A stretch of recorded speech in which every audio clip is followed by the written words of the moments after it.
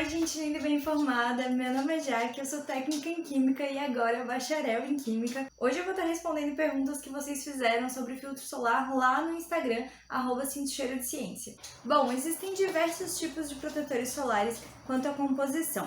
Eles podem ser protetores físicos que criam uma barreira física que vai refletir a luz do sol, protetores químicos que vão absorver essa luz e depois dissipá-la, e também os mais comuns hoje em dia, os protetores que são compostos por partes químicas e partes físicas. Então eles fazem essas duas coisas, existe uma barreira química e uma barreira física para gerar uma maior proteção.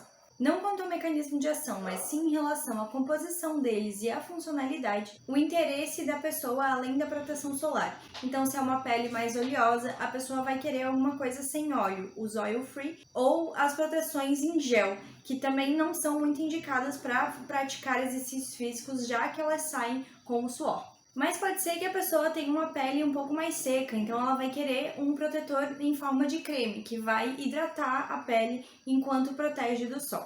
Também existem os hipoalergênicos para os bebês ou para as pessoas que são alérgicas à composição, e os sérums, que têm uma textura mais líquida e têm uma maior absorção na pele. Então sempre vai depender muito de qual é o uso que você vai fazer do protetor solar e quais as características da sua pele. E por conta dessa variedade, o ideal mesmo é procurar sempre um dermatologista e especificar para qual uso, além de ele estudar a sua pele para indicar qual é o protetor solar mais adequado para você. De qualquer forma, a gente ainda pode falar sobre o que é consenso entre os dermatologistas e é aplicável para qualquer tipo de pele.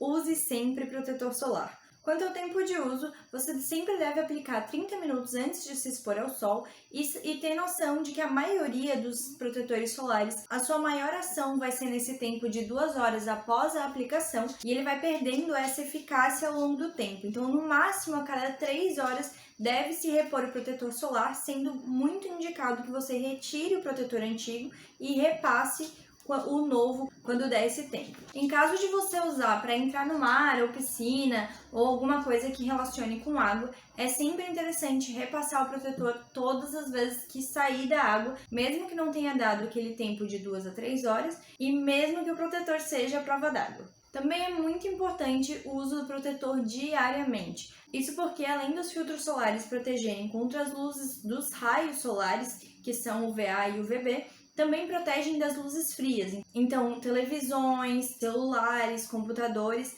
também podem danificar a nossa pele e gerar alguma fotossensibilidade. Sobre o FPS, então, o fator de proteção solar, ele é uma medida de quanto você está mais protegido usando o protetor em relação à sua pele normal, sem nenhum tipo de proteção. E para nenhum tom de pele é indicado o fator de proteção menor que 30, sendo muito mais frequentemente indicado pelos dermatologistas fatores maiores que 50 para qualquer tipo de tom de pele. Bom, o FPS, então, é uma razão entre o tempo mínimo de eritema com protetor solar e o tempo mínimo de eritema sem protetor solar. Eritema seria então essa lesão causada pelos raios solares, a vermelhidão que a gente vê nas queimaduras de sol. Então, por exemplo, um fator 20 quer dizer que você demora 20 vezes mais tempo para provocar uma lesão na sua pele do que se você estivesse sem protetor solar.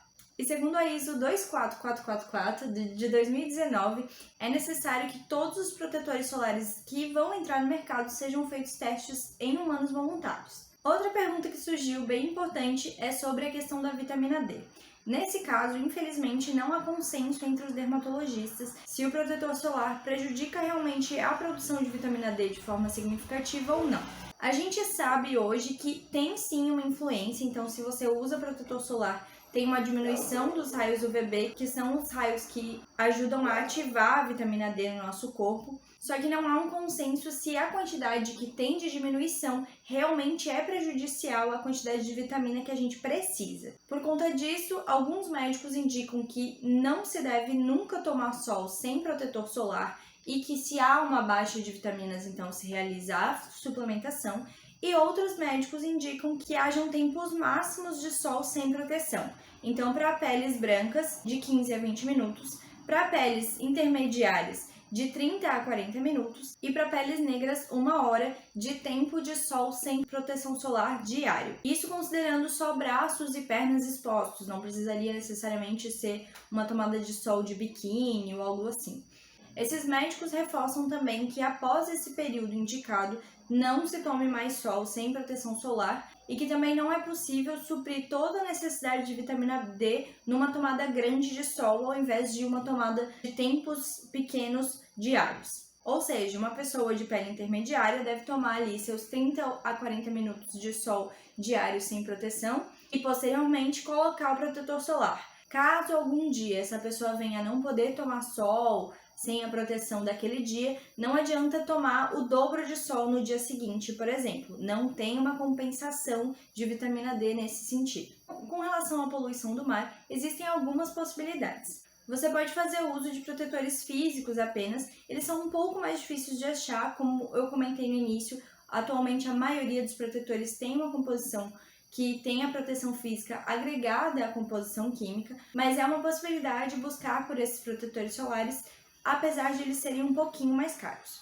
Outra opção é sempre ler os rótulos dos protetores solares, evitando esses componentes aqui, mas para facilitar, eu já estou deixando aqui uma lista da Menos Um Lixo, que tem vários protetores solares que já não tem esses poluentes na sua composição. Então confere aqui na descrição quais protetores solares para você se proteger sem danificar o meio ambiente. Espero que eu tenha sanado todas as dúvidas de vocês quanto ao protetor solar, e caso tenha ficado alguma dúvida, você pode conversar comigo lá no Instagram ou comentar aqui embaixo que eu com certeza vou responder cada um. Um beijo!